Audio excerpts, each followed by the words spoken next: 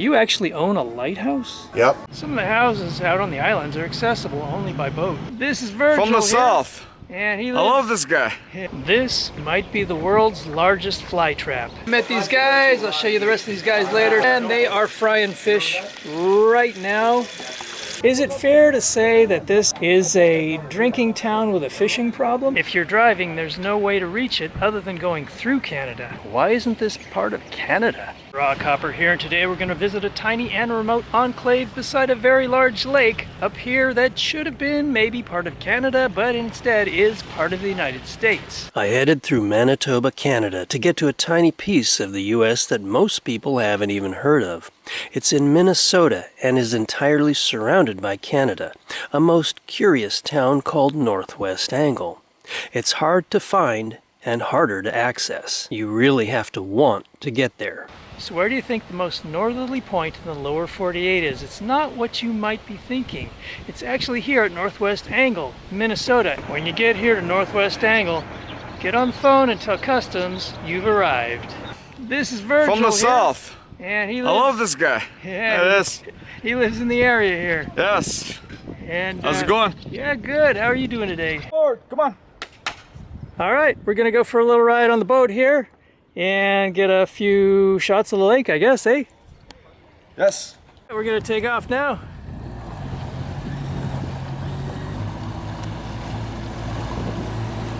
We're going on the Lake of the Woods. Towards St. Charles. Towards St. Charles.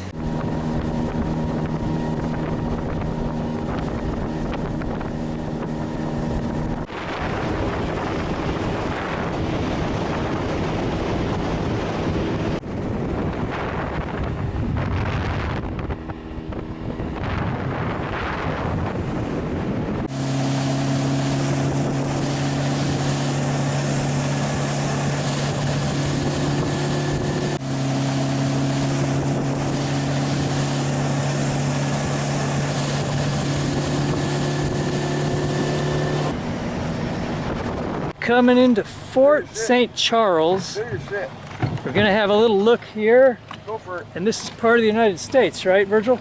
Yes.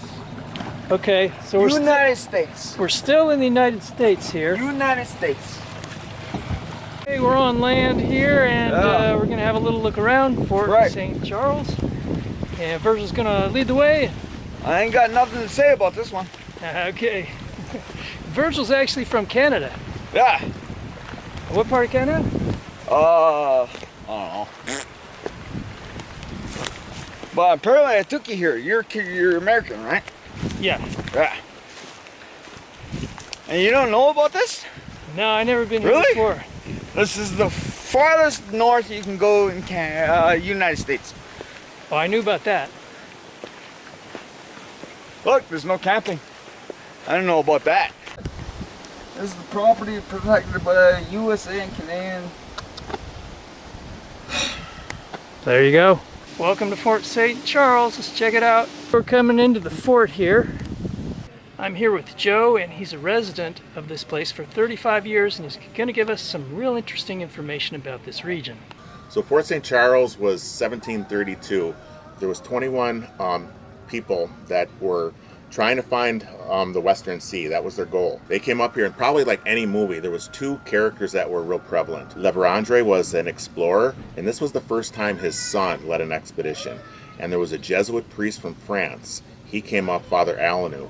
And those two, along with 19 other people, came up and they set up camp at Fort St. Charles. So they built a fort, and they actually stayed there for 3 years and kind of explored the area. They actually had a guest book, so people that came to visit them, and you know, they were doing some trading. The Hudson Bay Company, Canada was getting to be pretty big. They made good friends with the Canadian First Nation group, and they stayed for like 3 years, and they ran out of supplies. Father Alanu was only supposed to be here temporary. He was supposed to go to Mandan, was his next spot. As they were going back for supplies to the south part of the lake, the first night they canoed, they all kept journals, so it was like they didn't talk in miles or kilometers, they talked in leagues. So they stopped at this one island and they all wrote how many leagues away it was. But like you and I, like saying, how far is that island away? Everyone varied a little bit because when you're estimating miles. So they went to an island that is unique. Like Massacre Island is what it was named eventually. And it's a unique island because when you go to the top of it, if it's real buggy, when you go to the top, there's no bugs. You'll kind of go through the woods, but once you get on top, there's a lot of wind up there and it's not buggy. I kind of think they chose that island for the lack of bugs. And when they lit their fire, there was a bit of misunderstanding with the different indigenous groups in the area, and they thought that the guys from Fort St. Charles were selling weapons to the wrong group, and they went up to Massacre Island and their heads were cut off and they were scalped and they were kind of left there. Now the First Nation group kind of found them initially, and there was also the local police organization back in 1732 came from central Minnesota, kind of the Lake Pepin area. They came to investigate. They went to this Massacre Island with the help of some of the First Nation Canadian indigenous groups, and they went up there and they found the bodies under the history books say a cairn of rocks. So a big pile of rocks, all the bodies were buried under. They brought them all, uncovered them all, and then reburied them at the fort. So when you go to the fort, you'll see a headstone that says 21 bodies were buried here. They were buried there for quite a while, and then 1908, St. Boniface College in Winnipeg was studying history, and they said, boy, this fort's 200 years old. It'd be interesting to go try to find that. So St. Boniface College went on a little expedition, and they worked with the First Nation group, and they found the fort, and there's a big steel cross there that says Fort St. Charles, founded in 1732 and refounded in 1908. And what St. Boniface College did is they dug up the bodies to try to understand which one was Father Alanu and which was Le Verandre the Explorer. So they took all the bones, they brought them to St. Boniface College in Winnipeg, and within a week of having the bones there, the college building burnt down.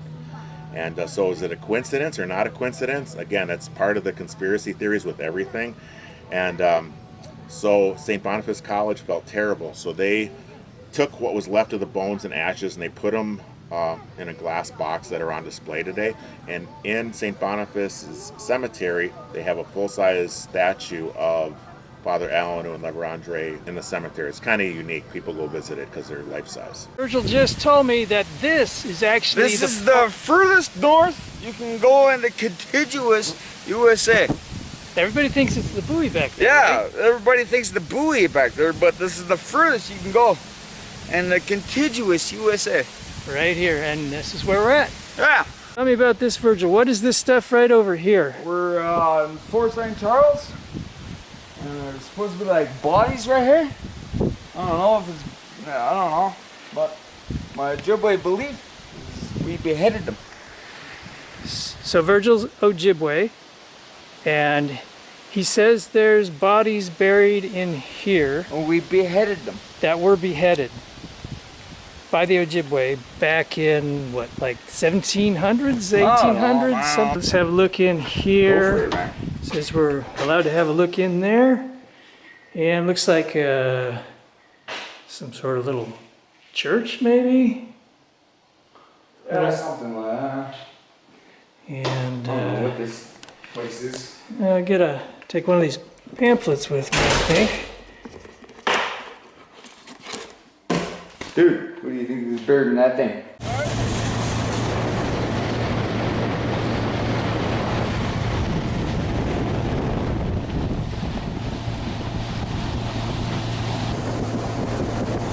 Virgil's being kind enough. Yeah, I'm really friendly. He's bringing me to his home, so we're gonna have a look at that. Go for it. Well, this is your house right here, eh? Right. Okay, so that's Virgil's house right there. We're actually back in Canada now. Yeah, you're standing in Canada now. We're in Canada. So you're a legal immigrant. Ah, yeah, that's bad. That would be bad, yeah. First Nation. All right, so you're gonna give us a little tour? Ready? Yeah.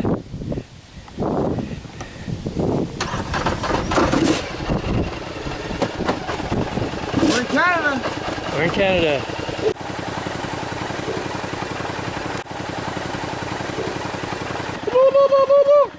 We're in Indian Nation. Indian. So this is First Nations land. First Nation land. Ojibwe? Ojibwe. Okay, we're gonna have a look inside. Thank you. Alrighty, hello, doggy. So this is where Virgil lives. He's got a nice little house. Oh, a little dark. Hell yeah. Might need to turn some lights on. Can you turn a light on? Yeah. That's all I got. All right. Yeah, this is Virgil's place. He's got a dog back there. And he's got a nice little house here on the right on the water. Yep, so you got to open the door so we can have a look outside. And we'll have a look at this is the view from his house. This is my view. Right on the lake. This is his view. I still gotta drop him off later. So this is what he gets to look at from his house. This is my house. Woo! Huh? Woo! This is the Lake of the Woods behind me, and Who this knows is where you are? Virgil right here. How about the rest of the Lake of the Woods? Yeah. And me and you, right? All right, this is Virgil and I here at Lake of the Woods. I took him to my house. Canada just invested millions to make this water treatment plant here happen. Now it was time for Virgil to take me back to Northwest Angle and return me to the U.S. I enjoyed the quick tour of his house and seeing his homeland.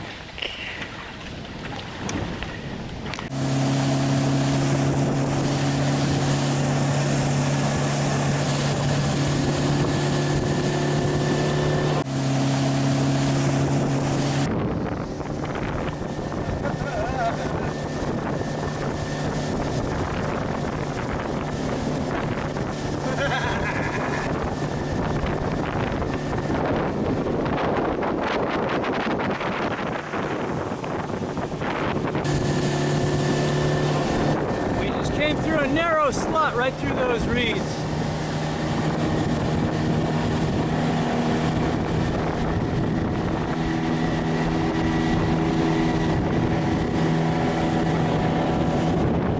Back in the United States.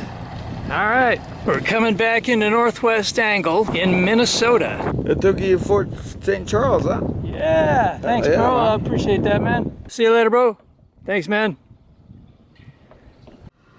So, Joe, tell me, why is this part of the United States when you would think it would be part of Canada? Yeah, once upon a time when we were first negotiating land between Canada and the U.S. or Britain and the U.S., there was a lot of maps that weren't quite accurate.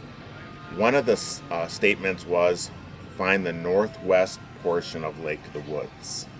So that wasn't hard, but it was in relation to where the Mississippi River started, which they thought was in this area. However, it wasn't. It was about an hour and a half south. So as they were going back and forth figuring out where it should be, you know, one thing that was certain is the northwest portion of the lake. So they worked to that plan, and as things were kind of confusing, and where was the start of the Mississippi River, once they understood that there was a discrepancy between those 2 points, they wanted to stop and say, hey, you know, the British wanted to say, hey, let's hold off and let's understand this better, but it was too late. The documents were signed. And since that was the first document that gave the U.S. its independence, there was no way they were going to go back and put any amendments on something that was so fresh. So they kind of just left it, and as they started making the border, they kind of just drew a line to the most northwest portion of the lake and went down. Now the Canadians hired a surveyor, David Thompson, and he came out for the Canadians and he surveyed a few areas of the lake. He thought the most northwest portion is in Monument Bay. He has a rock formation back there, a big pyramid rock formation with a log sticking out of it. It still stands to this day. And he thought it should be up there. Well, the Canadian, or the British at that time, didn't like it, so they fired him. And they just decided, well, let's figure something else out. And then the inlet went back so far, they said, well, we could kind of go a little bit farther south and draw a line down the inlet and then straight south. And that's ended up, you know, what happened. So it was a bit of a compromise. And also during that time too, Ben Franklin was involved in it. And the Ben Franklin Institute in Philadelphia sent the Northwest Angle a big plaque that's on display in front of the school that explains how Benjamin Franklin was instrumental in this portion of the Northwest Angle, an exclave to the area. Okay, so this is a walleye here. This one's not huge, you can see. I mean, he's not a bad size.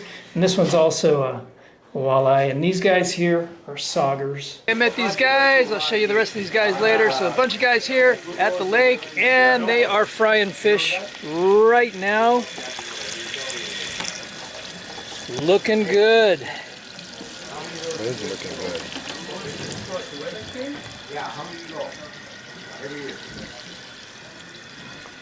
So is it fair to say that this is the territory of the United States due to a mapping error? Yeah, I think to a mapping error, or there was just two confusing statements. When they said the most northwest portion of Lake of the Woods, well, even when Canada hired a surveyor, we're not at the most northwest portion of Lake of the Woods. It's much farther north. But then when the start of the Mississippi River came into play, so two statements didn't really match. So they just did the best they could, and they just said, okay, we're going to draw a line up here to the Northwest Angle. It comes straight south to the 49th parallel, and then it goes all the way to Washington. He's a pro. I just taught him that you don't throw it in, you lay it in so you don't get burned by oil. Good point. I'm slow to learn. So is it fair to say that Canada has a lot of control, in a sense, over this region? Because you have to go through Canada to get here. Yep, but it's pretty friendly. Like when you come up here, for the most part, I think the Canadians are quite friendly. When you go through the border, it's not real stringent at all. I mean, they have their rules that you have to follow, but I think it's a pretty friendly relationship, especially for residents up here that come and go a lot, like several times a week. They get to know you on a first name basis, and Canada actually makes it easy for residents and people that come up here a lot to travel through the border. They have what they call a RABC, Remote Area Border Cross. So if I'm in my boat, I don't have to call Canada and inform them at all. I'm kind of a trusted traveler, and I could go into Canada without calling in. So some of that, Canada is pretty nice to make easy. And even during COVID, where vaccinations were mandatory, residents up here to go through Canada and to go back to the U.S. did not need to be vaccinated, while all of Canada did. All the U.S. was pushing it. So they're kind of nice and, I would say, lenient and fair for our situation. So how did you end up in such an out-of-the-way place? I went to college in Winona, Minnesota, and when I went there, I worked at a Polaris dealer. And when I worked at a Polaris dealer, they sent me up to Roseau for school. So I got to be a mechanic. And then after college, I called Polaris, and it was 1990. I got an interview and got hired right away, and kind of worked my way up. And as Polaris made watercraft in 1992, that's where I kind of got a love for the lake, because having watercraft just bopping around a lake that's basically 30 miles by 60 miles with 14,000 islands was pretty fun. And they just paid for all our gas, and we were kind of young and had a great time. So it just got to be more exciting. The farther north you went, it was pretty fun. And this area is kind of like turned back the hands of time a little bit. It's not like Mayberry, but it's pretty close. Walleye and fries. Play each other in Good stuff. Summer League golf or whatever. Then So could you believe at the same time those three guys had All right, we're all enjoying some walleye here with some fries. Tasting good. Pretty good, right? Good stuff. be great? I got these walleyes here, and the guy with the camera is the guy that's he's the showstopper. The guy with the camera. So UPS and FedEx, they come by car and then they deliver by boat. The only way to get here, aside from the road, is you could come here by boat. Yep.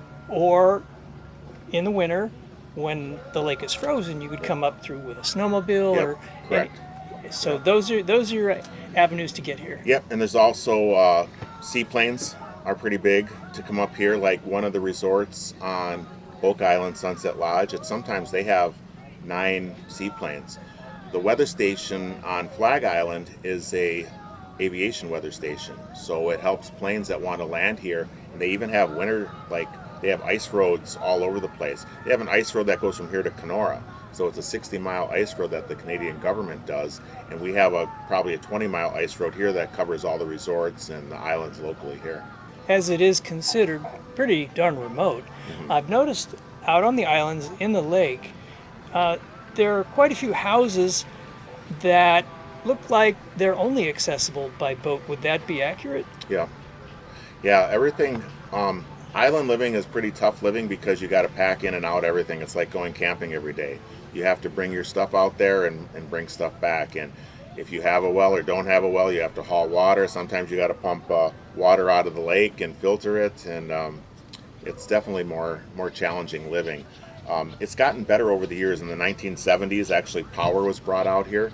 So, the power definitely helped, keep things going. But there are still some resorts in the middle of the lake that still run generator. So 10 o'clock, lights out. Right. And so they do have underwater cables Yep. that bring electricity and Wi-Fi as well. Yeah. It's interesting how it works for the power. Power comes up actually from Manitoba. Manitoba gets power pretty close to the northwest angle. Then the U.S. company taps into Manitoba power and brings it to the northwest angle and kind of feeds all the northwest angle network.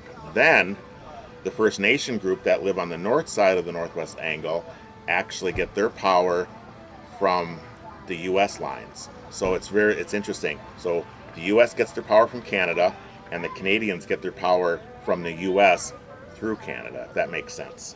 So it's kind of confusing, but it all works out. And you were saying about the Wi-Fi, it's kind of a strange thing where they have the fiber optic cable bringing it to the land underwater, but as soon as it hits the land, Yep. it turns to old-fashioned copper wiring, which slows the whole effect of having Yep. fiber optics. Is that Yeah. right? So yeah, as lines get updated,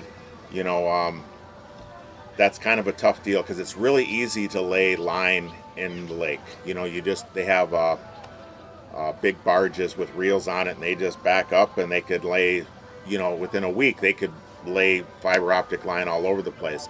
But on the island there's a lot of copper, and that's what kind of slows things down. It's kind of a fuse where they are in the process of updating it now. But this area surprisingly didn't qualify for being rural enough. When you look around and you look at rural areas of the country and you look at Northwest Angle, you think it's rural, but whatever federal guidelines were in place to qualify to get high speed in our rural area, we didn't meet the criteria. So actually the phone company on their own dime is putting in the high speed. tell me something about the bugs. I've seen some huge flies here. I think they call them bull flies here. Yep. And then you have a smaller one that also bites, and that's... Yeah, black flies and bull flies are kind of prevalent. There's a lot of homemade contraptions that you'll see. They're kind of funnels and a black ball with a green funnel, and they kind of go up into a little netted container. But on the mainland, you'll see more of the bull flies than you will like on the islands. I think because of the wind. If we get a 30-mile-an-hour wind, they're not really on the lake so much, but they're on the mainland for sure. Okay, because I've had actually like 30 or 40 bull flies following my car. Oh yeah, isn't that crazy? Because you're driving and you look there and you look in the rearview mirror, and it's almost like a sci-fi movie where these little bugs are chasing you, and seems like they could go up to 30 pretty easily, and they're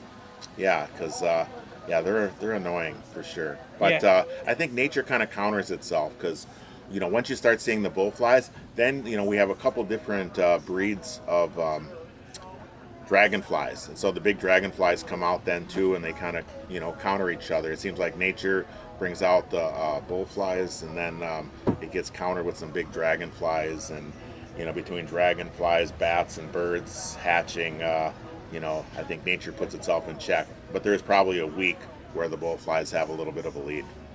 And I imagine these swallows right up here are doing a pretty good job of eating those bull flies too. Yeah, even that, and bats, bats will eat 600 mosquitoes a night. So, everything gets in check, but there's a few weeks, and especially if it gets rainy, where, you'll have a little bit of too much of one and not enough of the other. What are the ones that are smaller than the bull flies? Are they like deer flies?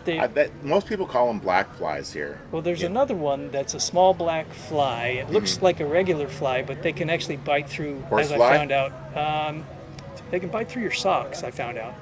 Yeah, I think generally we call them horse flies. Horse flies, black flies, bull flies. The bull flies are the huge ones. They're kind of almost like bee size. And yeah, but the horse flies are pretty painful because when they bite, especially little kids, it's almost like a bee sting. Okay, yeah, they've hit me pretty well. Yeah, and it seems like most of the sprays are a little bit immune to it. You got to put a pretty good lathering of spray on for that for you to try to counter any of that. And most people just will wear like light long pants, and that seems to be the ticket for most things. Because you could tell the people that wear shorts a lot because their legs are all bit up, and it looks like yours aren't so bad. But if you see people here that like this is the first year they're working up here and they're always wearing shorts, I mean their legs look like they were hit by just little welts all over the place. Oftentimes, like in the history of this Northwest Angle, people would take pictures next to road signs. They'd come up here, and this was a unique exclave, but taking pictures of road signs were kind of like the locals would look at that and they said, boy, these people are desperate just to get a good Kodak moment. So there was an idea to create a buoy where most people go. This area of the Northwest Angle is probably the most active because every resort that's on an island passes through here, and a lot of people that are on this side, when the traffic comes to Jim's Corner and you turn left or right, a lot of it turns right. So to have a buoy where people could take a picture of, just like the Key West buoy. The Key West buoy isn't the most southern buoy, but it's pretty close, and a lot of people just could relate to it. But the actual most northern spot is actually at the intersection of Ontario, Manitoba, and Minnesota, down the inlet all the way on the other side. It's very isolated. The only way you could really get there is canoe, because you could get close with the boat, and then as soon as your water level of the inlet gets to like be a foot or less, then you got to go. You have to go by canoe then. So it's pretty tough to get to. In the winter, it's a lot better, but it's pretty tough. But the buoy does a pretty good job of letting people remember their time up here. And maybe 3 years ago, the Key West group came up here. They realized we had a buoy. So some Key West people from, they have a rum company, it's Key West Legal Rum, came up here and they said, hey, let's have a buoy bash each one and let's celebrate each other's events. So they came up here and raised money for our school and their school, and had an event that was pretty interesting. And still to this day, when people go down to Key West, they'll always visit Paul and Crystal down at the Key West Legal Rum, and when they come up here or send Key West people up here, they'll do the same. Our buoy's been pretty popular since we've had it, because they have weddings there. They had a guy who he was an Appalachian Trail hiker. He came from the Key West buoy and walked up here. I want to say it was 8 months, something like that. And he had his trail named Skittles, and he came up here, and so many bikes. They call it the tip-to-tip tour. So they'll go from the Key West buoy and they'll come up here. One guy brought a piece of key lime pie and ate it in front of the buoy, and took a picture of himself doing that. And this year they added a cement slabber on the buoy, so if you got a big bike and you want your bike to be part of the buoy, you could put it in front of there. So it kind of added to it. So pretty unique kind of landmark to take a picture that's better than a road sign. Is it true that this lake has more shoreline than Lake Superior? Yep, this is the 7th biggest freshwater lake in North America, and with all the 14,552 islands, it has more shoreline than Lake Superior. The other interesting thing, of the 14,000 plus islands, I'd say only about 4,000 are named. There's many islands that aren't named, and some have weird names, like Island 350. And some just don't have names. You're looking at your map, and there's some that are obvious, like they were reaching for names. There's one Donald Duck Island, and there's 3 islands that kind of have faces. They call them 3 sisters, and it's like, yeah, they were really reaching to get names for sure. Is it fair to say that this little town is a drinking town with a fishing problem? Yeah, pretty much. It's a nice town for people. Definitely have a fishing addiction. I'd say more than history. I would say 98% of the people up here love fishing, and they, you know, some that like to eat fish will fish for walleye, and it has awesome walleye up here. And if you're fishing for like unique stuff, just catching huge fish up to 60-inch fish, muskie are a big deal. And sometimes you're catching a walleye and he's near the boat, and a muskie will try to steal your walleye, and it's pretty interesting how it goes back and forth. So if anybody's interested in fishing this lake, we got pike, muskie, walleye. Yep. Yeah, those are the primary ones, and you got sauger and bass, and it's crappie. You know, like when I grew up, like when we would catch a 6-8 inch crappie was pretty unique. But here, 16-inch crappies, like I've never seen something so huge. I mean, they're big monsters, you know, and it's easy to fillet when you have something that big. And there's also, you know, sturgeon are big, and you know, there's rock bass. There's all kinds of, you know, different fish, and even like you know, you're fishing and you catch crayfish, and there's even areas of the lake.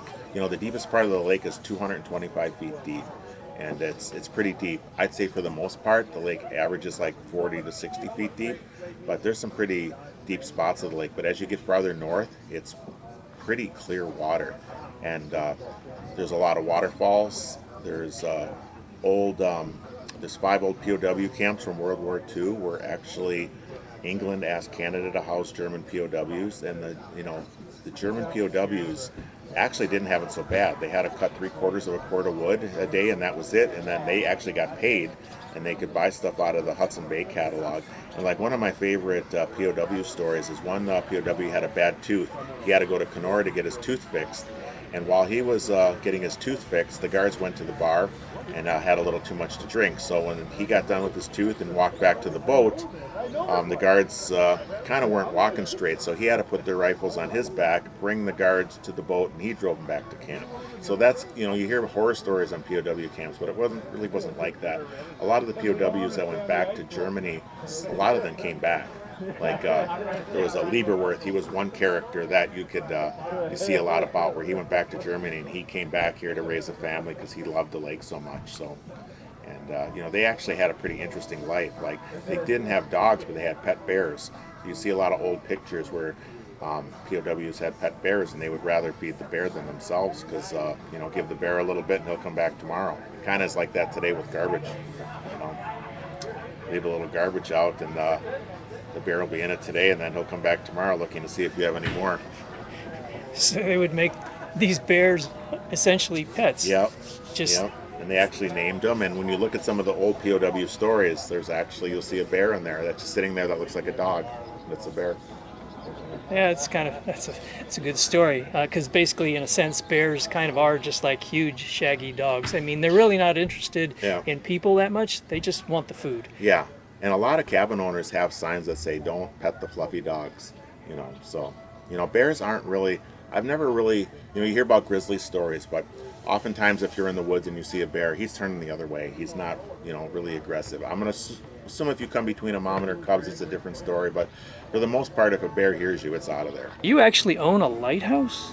Yep. I was big into telescopes and observatory stuff, and I made a little observatory, like more of a man cave thing, and we live on a little granite rock, and we had a cabin.